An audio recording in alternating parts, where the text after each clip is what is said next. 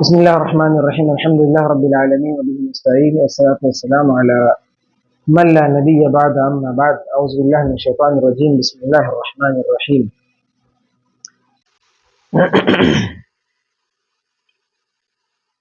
أم خلقوا من غير شيء أم هم الخالقون أم خلقوا السماوات والأرض بل لا يوقنون ما شاء الله یاد ہے آپ کو الحمدللہ کون سا سورہ ہے ہر قسم کی تعریف اللہ رب العالمین کے لیے ہے اور درود و سلام اللہ کے نبی صلی اللہ علیہ وسلم پر خاص اور عموماً تمام انبیاء کرام پر.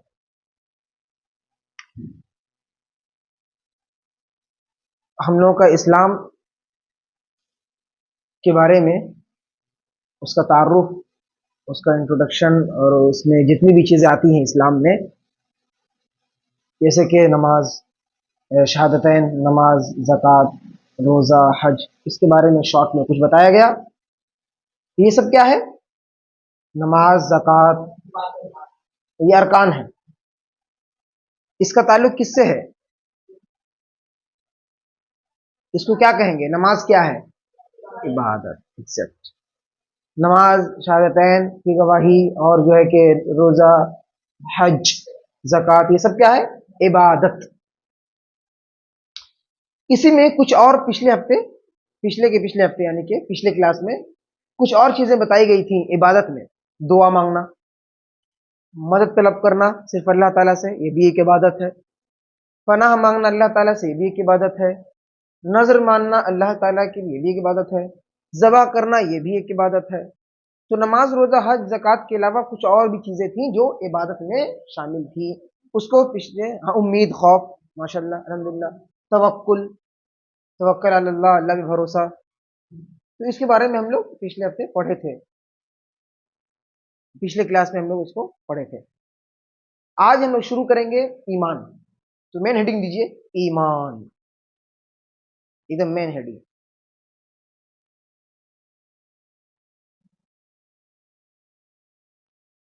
ایمان ای سے ہوتا ہے نا.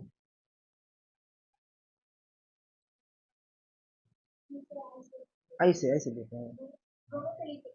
خیر آپ لوگ سمجھ جائیے، آپ لوگ کو پڑھنا ہے، آپ لوگ جیسے سمجھیے. ٹھیک ہے.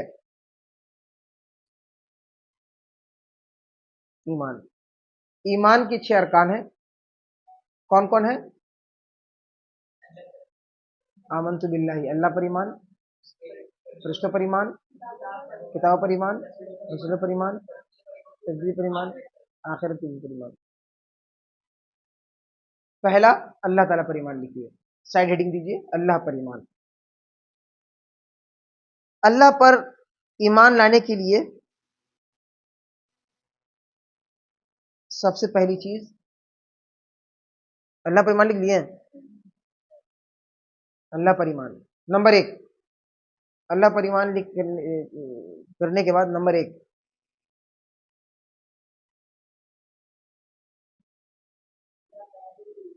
اچھا صحیح اللہ پر ایمان. ہاں صحیح بات ہے. اللہ پر ایمان لانے میں چند چیزوں کو جاننا ضروری ہے. پہلی چیز، اللہ تعالیٰ موجود ہیں. ٹھیک ہے، اللہ تعالیٰ موجود ہے، یہ فطرت میں بھی آدمی جانتا ہے. یعنی کہ ایک سمجھ میں آنے والی بات ہے کہ اللہ رب العالمین اگر نہیں ہوتے تو دنیا نہیں بن سکتا. بغیر کسی کے بنائے دنیا خود سے نہیں بن سکتا ہے.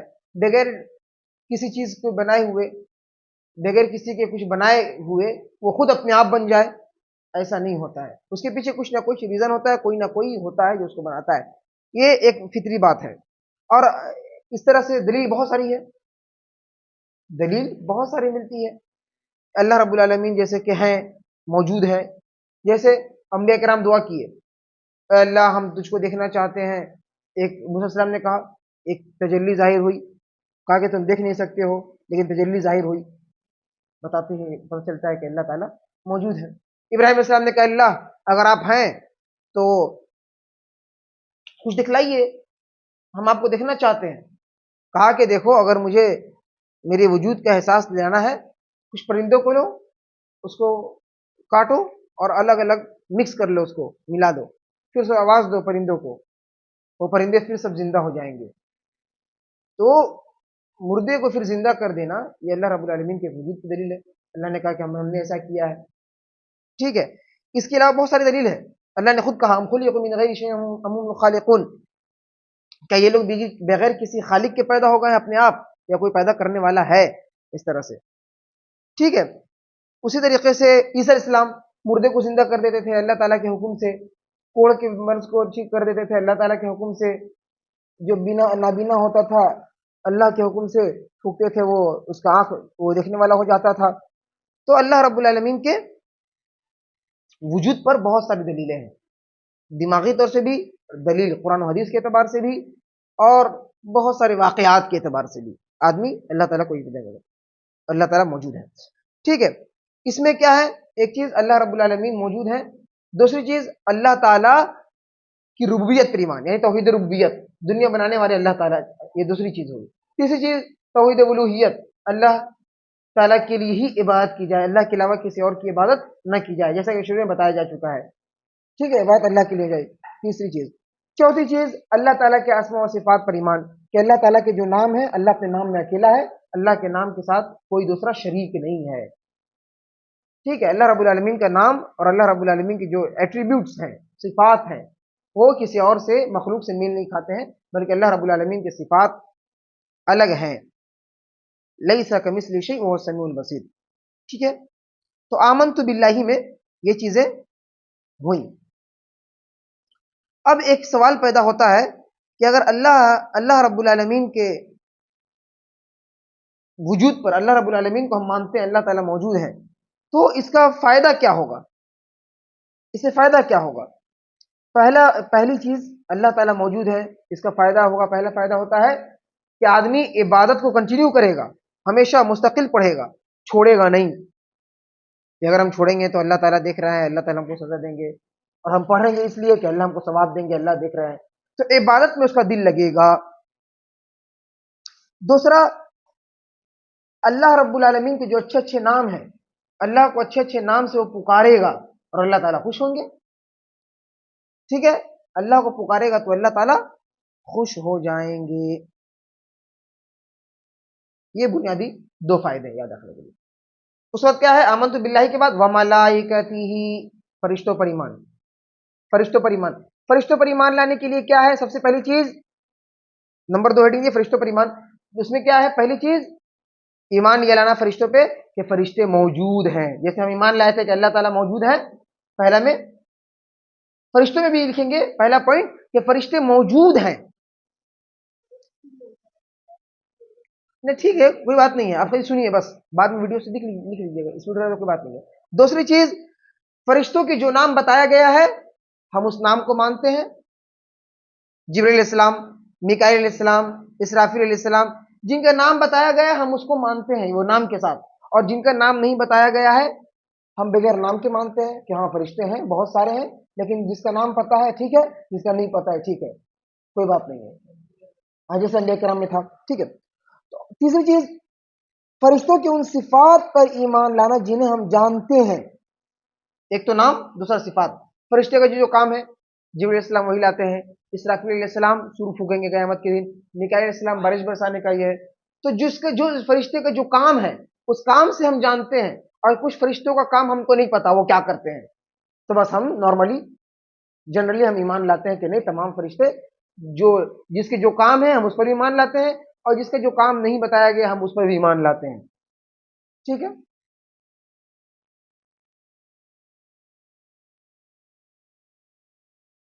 تیسری چیز، چوتھی چیز کیا ہے، ان کے اعمال پر ایمان لانا جنہیں اللہ تعالی حکم کرتے ہیں، یعنی کہ فرشتے جو کام کرتے ہیں فرشتوں کے اس کام پر ایمان لانا، چوتھی چیز فرشتوں کے کام پر ایمان لانا، فرشتے جو کام کرتے ہیں، جیسے کہ فرشتے کے بارے میں آتا ہے فرشتے ہمیشہ اللہ کی عبادت کرتے ہیں، ومن عنده لا يستكبرون عن عبادته ولا يستحسرون، کوئی بھی فرشتہ اللہ کی عبادت سے تکبر نہیں کرتا ہے، چھوڑتا نہیں ہے، ہمیشہ بات کرے، ولا یستحسرون، اور تھکتے نہیں ہیں، انسان تھک جاتا ہے بات کر کے، فرشتے تھکتے نہیں ہیں۔ اس طرح فرشتے کے بارے میں کہا کہ ملک الموت रूह निकालते हैं। मुनकर नकीर कब्र में सवाल जवाब का काम करते हैं। मालिक जहन्नम का दारोगा का नाम है। रिजवान जन्नत के दारोगा का नाम है। तो ये सब फरिश्तों के कुछ कुछ काम हैं। कुछ फरिश्ते हैं जो माँ के पेट में जाते हैं, रहम में जा करके बच्चों की तकदीर लिखते हैं, जैसा कि अल्लाह के नबी सल्लल्लाहु अलैहि वसल्लम ने फरमाया कि 120 दिन के बाद फरिश्ते माँ के पेट में जाते हैं और उसकी तकदीर को लिखते हैं। ठीक है, तो जो भी चीज है अल्लाह जो काम उनको देता है हम उस पर ईमान लाते हैं। अच्छा, फरिश्तों में आखिरी चीज, फरिश्तों पर ईमान लाने का फायदा क्या है? मैंने बताया अल्लाह पर ईमान लाने का फायदा क्या है, और फरिश्तों पर ईमान लाने का फायदा क्या है? ईमान लाने से क्या फायदा होगा, बेनिफिट होगा?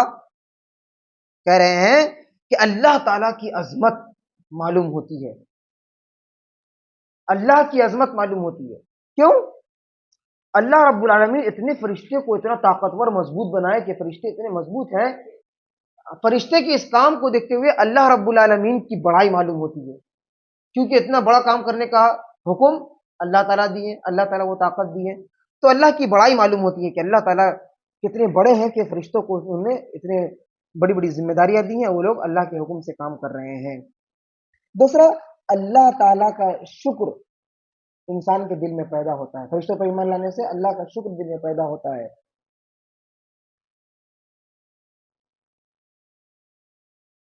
दूसरा, तीसरी चीज, फरिश्तों से मोहब्बत होती है। फरिश्तों पर ईमान लाने से फायदा यह होगा कि फरिश्तों से मोहब्बत हो जाती है कि अरे फरिश्ते इतने अच्छे हैं कि वो अल्लाह की बात हमेशा करते हैं, तो फरिश्तों से एक तरह से मोहब्बत हो जाती है। यह हो गया। उसके बाद आमन्तु बिल्लाहि व मलाइकतिही व कुतुबिही, किताबों पर ईमान।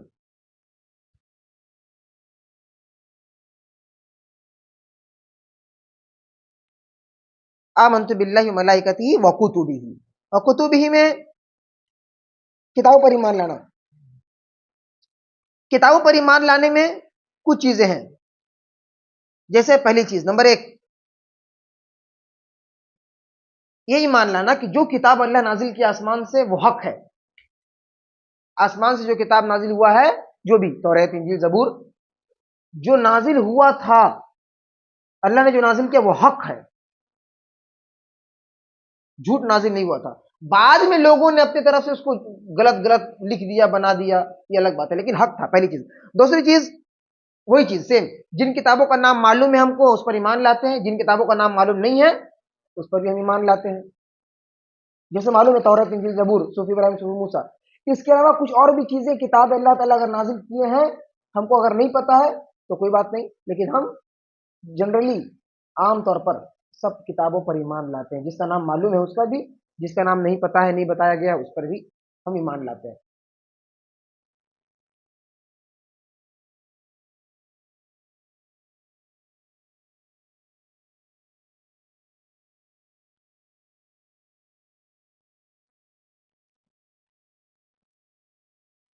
ठीक है, दो चीज हो गई।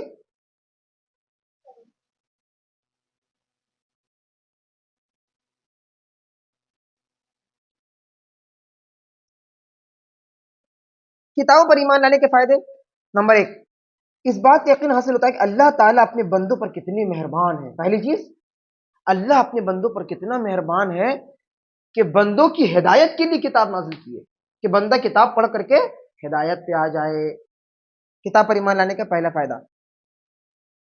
दूसरा फायदा ये मालूम होता है कि शरीयत इलाही हिकमत के साथ है, यानी जो भी हुक्म अल्लाह देते हैं किताब में, शरीयत में, यह लॉजिकल है, दिमाग में आने वाली बात है, इसके अंदर हिकमत है, बारीकी है,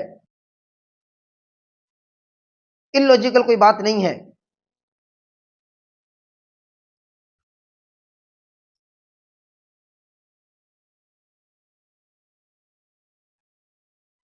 ठीक है, अब आइए चौथा क्या है? आमन्तु बिल्लाहि व मलाइकतिही व कुतुबिही व रुसुलिही, रसूल पर ईमान लाना। रसूल पर ईमान लाने में सबसे पहली चीज क्या है? सबसे पहली चीज ये ईमान लाना کہ جتنے انبیاء کرام اس دنیا میں آئے ہیں اللہ رب العالمین نے جن کو بھیجا ہے وہ سب کے سب سچے رسول ہیں، سب پر ایمان لانا ہے۔ جن کا نام پتا ہے ہم کو اس پر ایمان لانا ہے، جن کا نام نہیں بتایا گیا ہے ان پر بھی ایمان لانا ہے۔ وہی چیز سیم اسی طرح جیسا فرشتوں پہ تھا، فرشتوں کے بارے میں تھا، کتابوں کے بارے میں تھا، اسی طرح کا سب ایک دوسرے سے ریلیٹ کرتا ہے، ملتا جلتا ہے۔ تو رسولوں پر ایمان لانا جس کا نام جن کے نام معلوم ہے، 25 کے نام معلوم ہے ہم کو جیسے کہ بتائے گئے ہیں قرآن مجید میں، اور اس کے علاوہ بہت سارے انبیاء کرام آئے ہیں، ٹھیک ہے، ان کے نام نہیں پتا ہے تو بھی ہم اس کو بھی ان پر بھی ایمان لاتے ہیں، جن کا نام پتا ہو یا نہ پتا ہو اس پر بھی ہم ایمان لاتے ہیں، پہلی چیز۔ دوسری چیز یہ ایمان لانا کہ جتنے بھی رسول دنیا میں آئے ہیں وہ سب کے سب عالم الغیب نہیں تھے، غیب نہیں جانتے تھے، غیب صرف اللہ رب العالمین جانتے ہیں۔ تیسری چیز رسول پر ایمان لانے میں اور اہم چیز، تیسری چیز اور اہم چیز کیا ہے کہ اگر کوئی ایک رسول کا بھی انکار کرے گویا کہ وہ تمام رسول کا انکار کر دیا۔ کوئی ایک رسول کا بھی اگر نہیں مانتا ہے، نام سے ہو یا بغیر نام سے ہو، تو اس نے جتنے بھی 1.25 لاکھ 1 لاکھ جو انبیاء کرام آئے تھے سب کا اس نے انکار کر دیا، کیونکہ اللہ نے کہا کذبت قوم نوح المرسلین کہ نوح علیہ السلام کے قوم نے نوح علیہ السلام کا انکار کر کے تمام رسولوں کا انکار کر دیا۔ وہ ایک نبی کو انکار کیے تھے، ہم نوح کو نبی نہیں مانتے، ایک نبی کو انکار کیا، اللہ نے کہا کہ آدم علیہ السلام سے لے کے جتنے بھی نبی دنیا میں آئیں گے انہوں نے سب کا انکار کر دیا نوح کو انکار کر کے۔ تو معلوم یہ ہوا ایک نبی کا انکار تمام نبیوں کا انکار لازم آتا ہے۔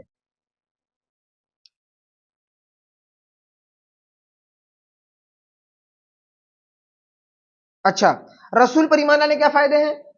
رسول پر ایمان لانے کے فائدے کیا ہیں؟ اللہ رب العالمین کی نعمت پر شکریہ ادا کرنا کہ اللہ کا شکر ہے، اسی سے کتابوں کی طرح اللہ کا شکر ہے اللہ رب العالمین نے رسول کو بھیجا جو ہمارے لیے ہدایت کا ذریعہ بنے، دین سکھائے، بتائے، جنت میں جانے کا راستہ ہموار کیے۔ دوسری چیز اللہ کے رسول انبیاء کرام علیہ الصلوۃ والسلام سے محبت دل میں پیدا ہوتی ہے کہ کتنے اسٹرگل کی اپنی لائف میں، کتنے سیکریفائس کیے، قربانیاں پیش کی دین کو پہنچانے کے لیے، تو ایک طرح سے محبت ہو جاتی ہے انبیاء کرام علیہ الصلوۃ والسلام سے۔ دو چیز ہو گئی، ٹھیک۔ اس کے بعد کیا ہے؟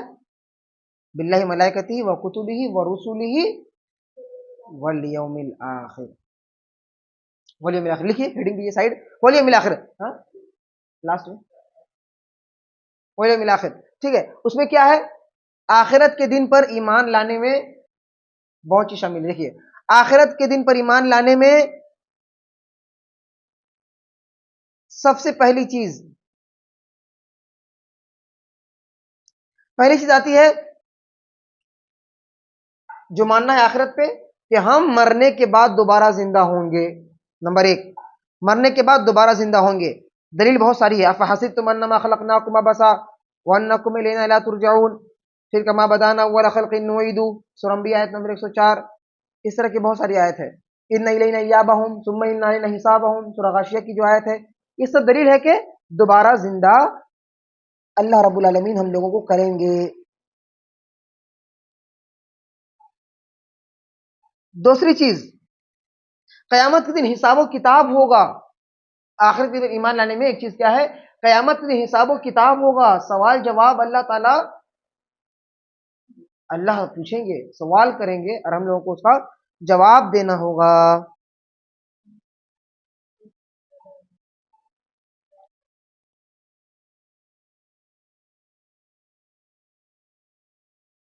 تیسری چیز جنت جہنم ہے۔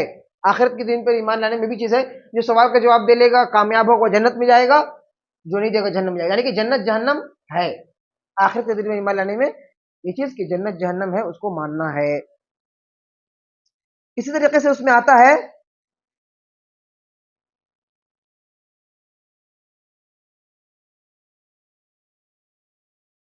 میزان قائم ہوگا، ترازو، اعمال کو وزن کیا جائے گا، میزان، اس پر ایمان لانا۔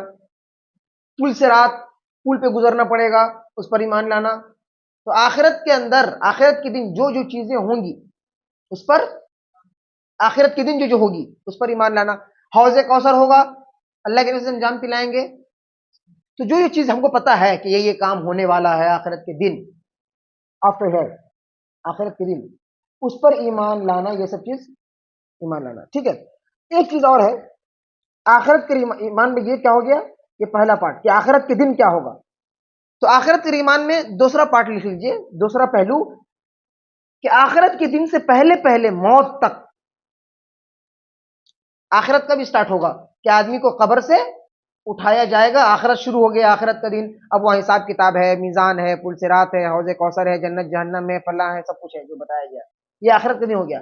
لیکن آخرت کے ایمان پر پارٹ 2, دوسرا پوائنٹ یہ ہے کہ دوبارہ اٹھنے سے پہلے پہلے موت کی بات سے لے کر کے آخرت تک کا جو معاملہ ہے, ایک تو آخرت کا دن, لیکن موت سے لے کر کے آخرت تک کا جو معاملہ ہے, آخرت کے دن تک کا, اس کو بھی آخرت میں انکلوڈ کیا جاتا ہے. آل تھنگ بتا رہے ابھی ہم. ٹھیک ہے. موت سے لے کر کے آخرت تک جو کام ہوگا اس کو پارٹ 2 میں رکھیں. کیا ہے پہلی چیز؟ موت. موت پر ایمان لانا کہ موت برحق ہے. ہر کوئی اس پہ ایمان لاتا ہے کہ موت برحق ہے, کیونکہ آنکھ سے دیکھتا ہے آدمی تو ایمان لاتا ہے, جو آنکھ سے نہیں دیکھتا ہے تو آدمی اس پہ ایمان نہیں لاتا ہے. موت. دوسری چیز قبر کا ثواب یا عذاب, قبر کا ثواب یا عذاب. تیسری چیز قبر میں سوال اور جواب, قبر میں سوال اور جواب.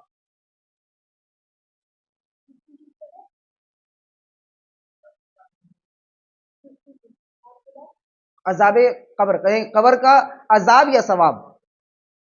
ٹھیک ہے. اس کے بعد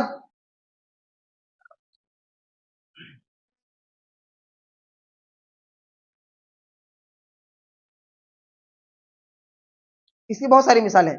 ایک آدمی کہے گا کہ اللہ تعالی آخرت میں انسان کو کیسے زندہ کریں گے. ایک آدمی مر گیا, انتقال ہو گیا, دوبارہ کیسے زندہ ہو سکتا ہے؟ کفار مشرکین کا سوال تھا. اذا متنا وکنا ترابا, سورہ قاف میں ذالک رجع بعید, کہ ہم لوگ مر جائیں گے, مٹی ہو جائیں گے, پھر اللہ ہم کو دوبارہ لوٹائے گا. یہ بہت دور کی رجوم بعید, بہت دور کی بات ہے, ایسا ہوگا تھوڑی, ایسا کچھ نہیں ہوتا ہے, ایسا نہیں ہو سکتا ہے, امپاسبل ہے. لیکن آج سائنس تحقیق کر کے یہ بات ثابت کر چکی ہے کہ آدمی کو دوبارہ سے زندہ کیا جا سکتا ہے. اللہ تعالیٰ ایسا کریں گے بہت سارے تحقیق سے, کیونکہ ریڑھ کی ہڈی کا کچھ ایک عضو ہے وہ باقی رہتا ہے اور اس سے پورے جسم کو جوڑا جا سکتا ہے. اس طرح کی سائنس نے کچھ تحقیق کی ہے, وہ بھی تسلیم کر رہے ہیں کہ نہیں, زندہ کیا جا سکتا ہے. ٹھیک ہے. تو اس سے بہت ساری دلیل ہے. پہلی دلیل, آدمی سوتا ہے اس کو, لیکن ہوش آواز کام نہیں کرتے, لیکن سوتا ہے, سونے کا پھر اٹھتا بھی تو ہے. کہا کہ موت اسی طرح ہے, جس طرح آدمی سوتا ہے پھر اٹھ جاتا ہے, کہا کہ موت بھی مر جائے گا, پھر اللہ تعالیٰ اسے اٹھا لیں گے. دوسری چیز, ایک اللہ تعالیٰ جب انسان نہیں تھا تو اس کو بنائے, پیدا کیے, پھر وہ انسان کو مار دیے. دوبارہ پیدا کرنا زیادہ ایزی ہے, دوبارہ زندہ کرنا. پہلی بار جب بغیر کسی ڈیمو کے اللہ تعالیٰ ایسی پیدا کر دیے, اور اسی چیز کو دوبارہ جب زندہ کرنا ہو تو اللہ تعالیٰ کے لیے کوئی دور کی بات نہیں ہے, بلکہ بہت ہی قریب بات ہے, اللہ کے لیے آسان ہے. پھر اسی طرح سے ابراہیم علیہ السلام کا جو واقعہ ہے کہ پرندے زندہ ہو جاتے تھے, موسیٰ علیہ السلام کا وہی چیز کہ دوبارہ آدمی زندہ ہو سکتا ہے, اس میں کوئی یہ نہیں ہے. اچھا,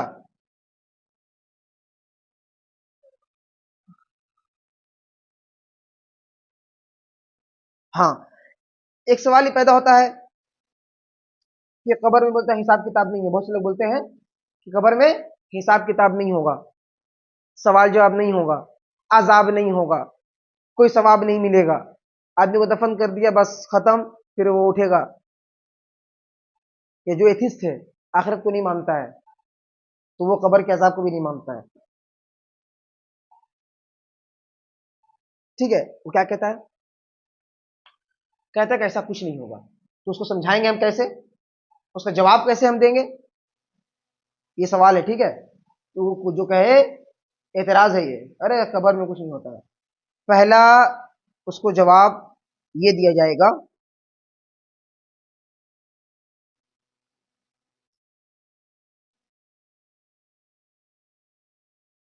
کہ جو بھی چیز شریعت نے نازل کی، اللہ نے جو بات کہی ہے، اگر اس پر غور و فکر کرے، دھیان دے، غور و فکر کرے، دھیان دے، اللہ رب العالمین کے تمام جو اللہ کے کام ہیں دنیا کے، اس پہ غور کرے اور اللہ تعالیٰ پر ایمان لائے، تو وہ اس چیز کو محسوس کر پائے گا، اس چیز کو محسوس کر لے گا۔ غور و فکر کرنے کی ضرورت ہے، غور و فکر کرے گا تب پہلی چیز، غور و فکر کرے گا تو واقعی وہ اللہ تعالیٰ پر ایمان لائے گا اور قبر کے سوال پر بھی وہ ایمان لائے گا۔ دوسری چیز کیا ہے؟ ہم کہیں گے بھائی برزخ کا معاملہ ہے، قبر کا معاملہ ہے، یہ غیبی چیز ہے، ہم غیبی چیز پر ایمان لاتے ہیں لیکن ہم اس کو بیان نہیں کر سکتے ہیں، اس کی تعویل نہیں کر سکتے ہیں۔ اللہ کے نبی نے کہا ہے کہ ایسا ہوگا، ہم مانتے ہیں ایسا ہوگا۔ یہ برزخی معاملہ ہے، غیبی امور ہے، اس کو ہم کچھ نہیں کہہ سکتے، اس میں ہم کچھ اپنے طرف سے بات نہیں کہہ سکتے ہیں۔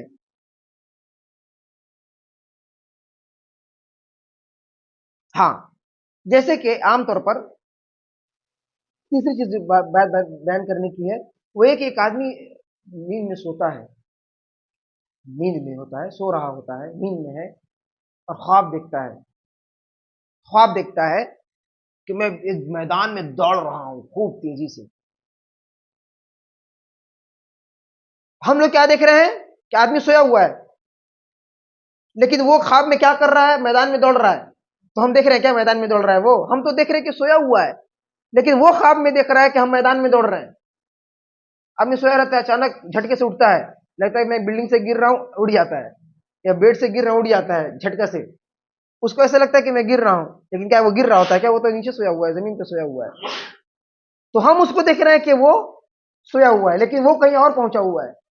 اور دوسری بات کہ جب وہ نیند سے اٹھاتے ہیں اس کو، اور وہ اگر خواب میں دیکھا کہ ہم دوڑ رہے تھے، تو نیند سے جو اٹھائیے گا اس کو، تو اس کا دل دھڑ دھڑ کرے گا، لے گا واقعی کیسے دوڑ کے آ رہا ہے، ایک دم تھکا ہوا فیل کرے گا اپنے آپ کو، اپنے ہانپے گا خوب زیادہ،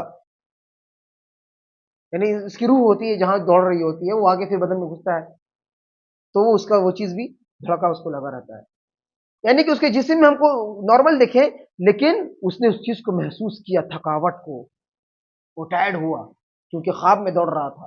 تو اس طرح سے سمجھانے کے لیے کہ قبر کو ہم کھول کے دیکھتے ہیں، وہ تو مرد بیچارہ میت ہے، مرا پڑا ہوا ہے، لیکن اس کے ساتھ کیا معاملہ ہو رہا ہے ہم نہیں دیکھ رہے، ہم نہیں جانتے، جس طرح ایک سویا ہوا آدمی کو ہم نہیں بتا سکتے کہ خواب میں کیا، وہ خود بتاتا ہے خواب میں ہم نے ایسا ایسا دیکھا، ایسا ایسا ہوا، ایسا ایسا ہوا۔ وہ خواب میں دیکھتا ہے سانپ ہے، سانپ ہے، خواب میں دیکھتا ہے کوئی ہم پانی میں ڈوب رہے ہیں، لیکن وہاں پانی ہے کیا؟ نہیں ہے۔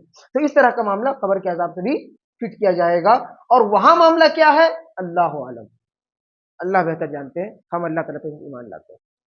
اور چوتھا اور آخری جواب کیا دیں گے کہ تم مر جاؤ تب تم کو پتہ چلے گا، اگر تم کو یقین نہیں ہے تو ٹھیک ہے مت مانو، لیکن جب تم خود مرو گے اور خود جب قبر میں جاؤ گے یا جلا دی جاؤ گے، جب تمہارے ساتھ وہاں ہوگا تب تم اس کو فیل کرو گے اور تب تم ہی مان لاؤ گے ہاں ہم مانتے ہیں مانتے ہیں، لیکن اس وقت ماننے کا کوئی فائدہ نہیں ہوگا۔ چلیے، آخرت پر ایمان لانے کا فائدہ کیا ہے؟ لاسٹ اس میں آخرت پر ایمان لانے کا فائدہ کیا ہے؟ آخرت پر ایمان لانے کا فائدہ پہلا یہ ہے کہ آدمی اپنی عبادت کو اچھے طریقے سے کرے گا،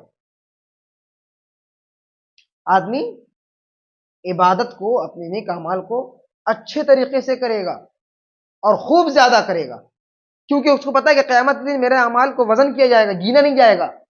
ایک نماز پڑھے کہ دو نماز پڑھے کہ تین نماز پڑھے کہ چار پڑھے، ایک سال پڑھے کہ دو سال پڑھے کہ تین سال پڑھے، نہیں۔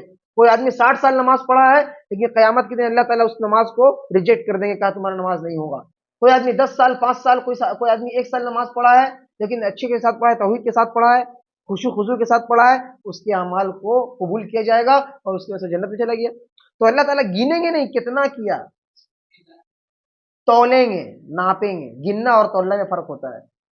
آدمی جب 1 کلو 2 کلو جب ناپتا ہے تو اسے پیاز گنتا نہیں ہے کہ پیاز 10 پیاز میں 1 کلو ہو جائے گا، 20 پیاز میں 1 کلو ہو جائے گا، یا 25 پیاز میں 2 کلو ہو جائے گا، نہیں، وہاں گنے گا نہیں پیاز کو، آلو کو، کیا کرتے ہیں وہاں پر؟ وہ ناپتے ہیں کہ 1 کلو کے برابر کتنا ہو رہا ہے، اتنا ہو رہا ہے، کم بیسی کرتا رہے گا، تو وہ میزان ترازو ہوگا، اللہ تعالیٰ ناپیں گے. تو آدمی کیا ہے، خوب زیادہ عمل کرنے کی کوشش کرے گا. 2 فائدہ. تیسرا فائدہ یہ ہوگا آخرت پر ایمان لانے کا،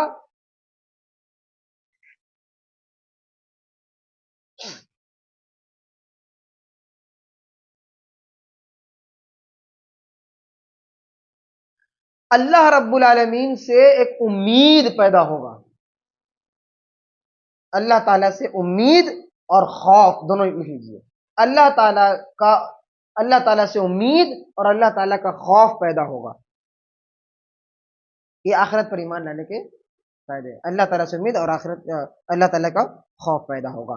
اس کے بعد آئیے لاسٹ اور آخری چیز کیا ہے ہمارا، وَتُؤْمِنَ بِالْقَدْرِ خَيْرِهِ وَشَرِّهِ، اور تقدیر پر ایمان. تقدیر پر ایمان لانے میں بھی کچھ چیزیں ہیں، اسے بہت ڈیٹیل میں بحث کی گئی ہے الگ الگ اعتبار سے. شیخ صالح العثیمین جو بحث کیے ہیں وہ بھی جب بڑے ہوئیے گا تو اس میں جب ڈیٹیل ہوگا تو بتایا جائے گا. لیکن جو شارٹ میں مختصر چیز جاننے کے لیے، آخرت پر ایمان لانے میں تقدیر پر ایمان لانے میں پہلی چیز، اللہ تعالی کو شروع سے لے کے ابد سے لے کے ازل تک، شروع مطلب ابد اور لاسٹ آخری تک ازل، یعنی جب کچھ بھی نہیں تھا یا سب کچھ ختم ہو جائے، کچھ بھی نہ رہے، یا اس کی انتہا، جنت اور جنت ختم نہیں ہونے والا ہے، اس کی انتہا تک، از ابد سے لے کے ازل تک ہر ایک چیز اللہ رب العالمین جانتے ہیں. یہ کیا ہے تقدیر پر ایمان لانے کا پہلا چیز.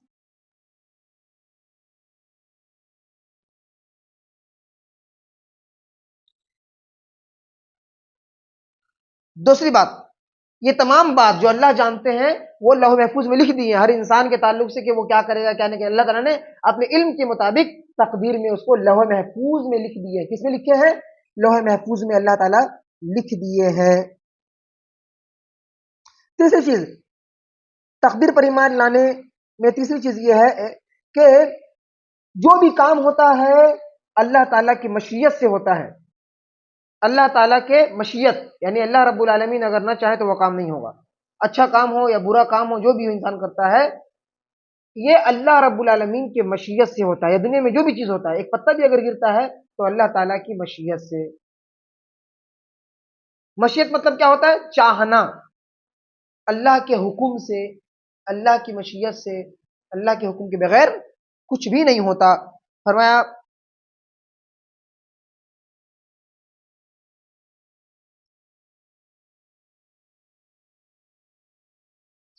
وَيَفْعَلُ اللَّهُ مَا يَشَاءُ، اللہ جو چاہتا ہے کرتا ہے. هُوَ الَّذِي يُصَوِّرُكُم فِي الْأَرْحَامِ كَيْفَ يَشَاءُ، ماں کے پیٹ میں جو بچہ ہے وہ کیسا اس کا شکل ہوگا، گورا ہوگا، کالا ہوگا، ناٹا ہوگا، لمبا ہوگا، موٹا ہوگا، پتلا ہوگا، ہر ایک چیز اللہ جیسے چاہتے ہیں کر دیتے ہیں، کوئی آبجیکشن کرنے والا نہیں ہے.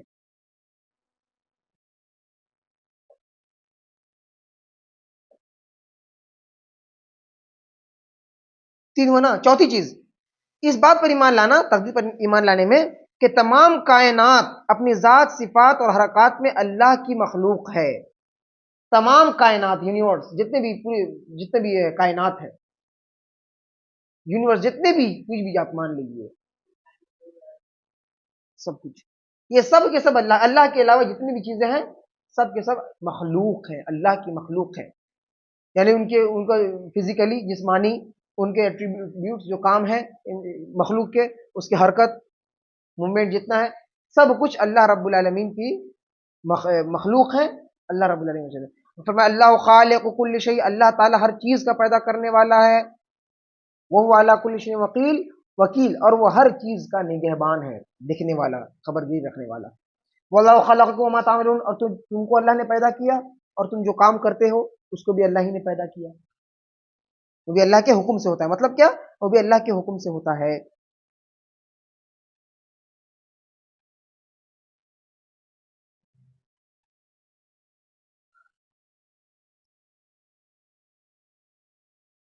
اچھا، کوئی آدمی یہ کہے کتنا؟ 4 ہو گیا نا تقدیر میں، تقدیر میں 4 ہوا. پانچویں اور آخری چیز تقدیر کے بارے میں وہ یہ ہے کہ تقدیر ایک پوشیدہ راز ہے.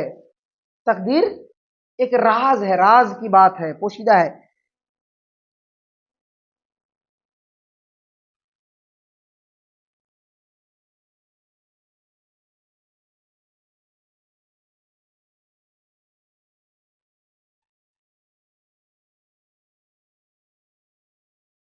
جب کام ہو جاتا ہے تب آدمی اس کو جانتا ہے، جب تک وہ کام نہ ہو آدمی اس کو جان نہیں سکتا ہے.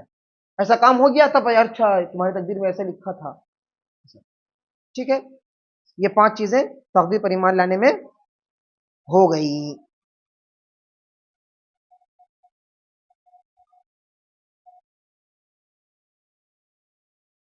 چلیے ایک سوال اس میں ایڈ کرتے، ایک سوال اس میں کرتے ہیں، اس کے بعد تقدیر پر فائدہ کیا ہے، تقدیر اور فائدہ بیان کر کے پھر بات ختم کر دیں گے.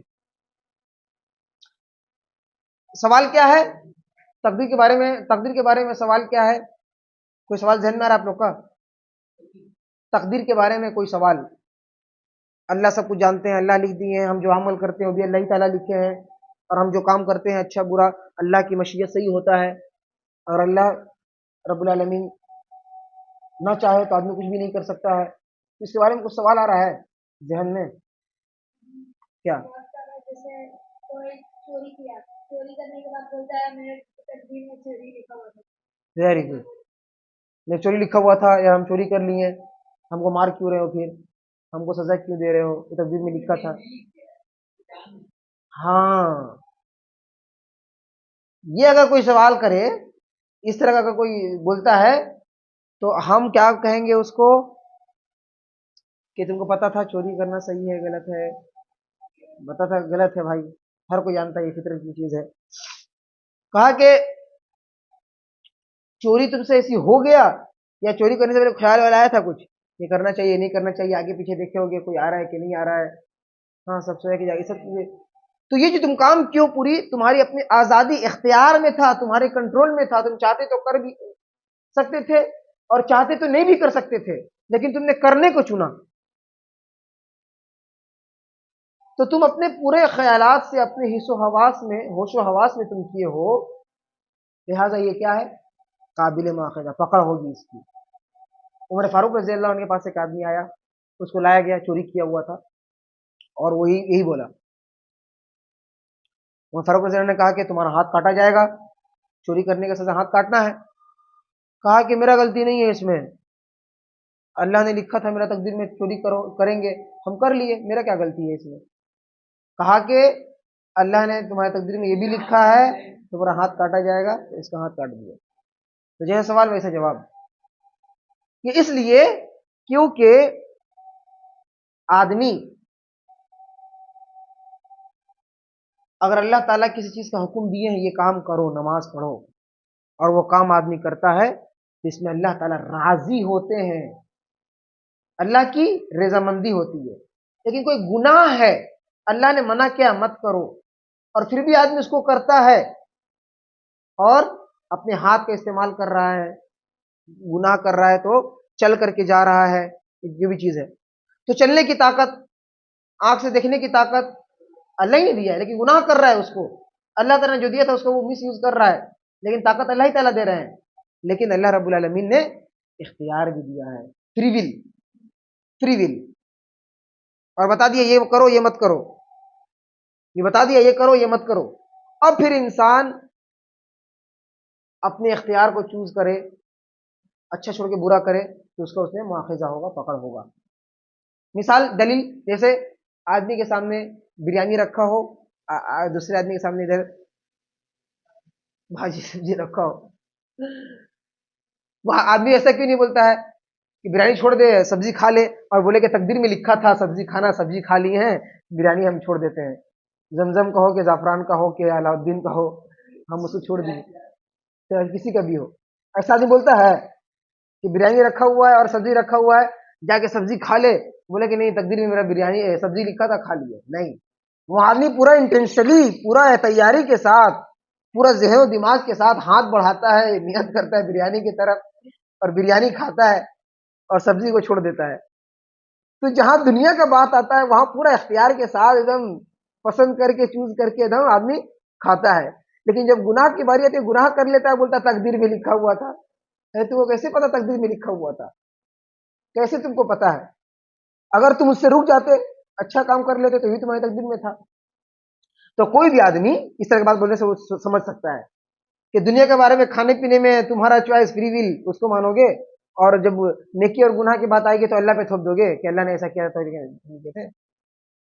ایسا نہیں ہے. ٹھیک ہے, آئیے اب اس میں لاسٹ تقدیر پر ایمان لانے کے فائدے. تقدیر پر ایمان لانے کے فائدے کیا ہیں؟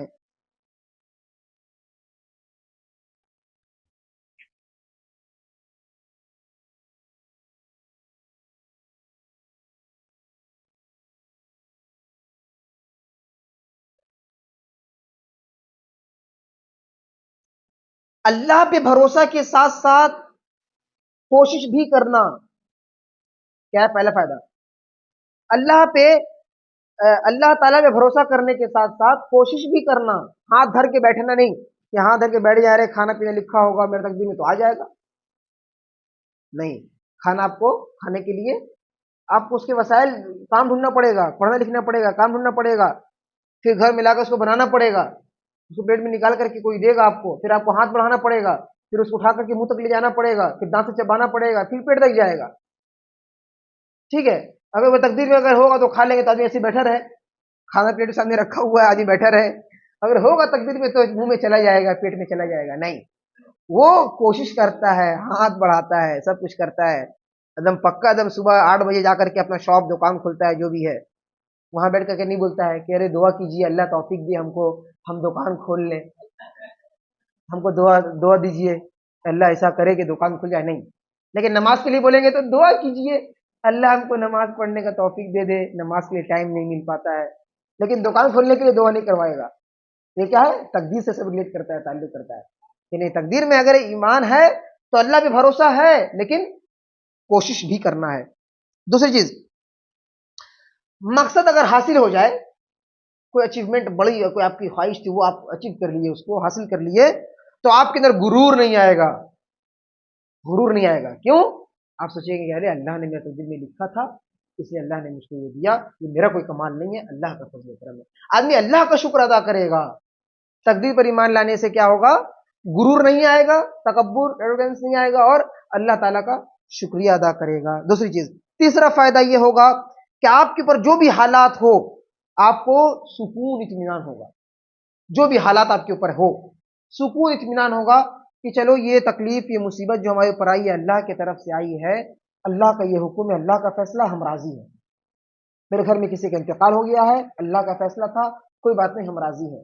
تو دل میں ایک طرح کا سکون ملے گا. کوئی آپ پہ ظلم کر رہا ہے, آپ کو مار رہا ہے, آپ کو ستا رہا ہے, پیٹ رہا ہے, آپ کو ایک طرح سے دل میں ایمان رہے گا کہ چلو اللہ رب العالمین نے آخرت میں قائم کریں گے, اللہ اس کا بدلہ ہم کو ضرور دے گا.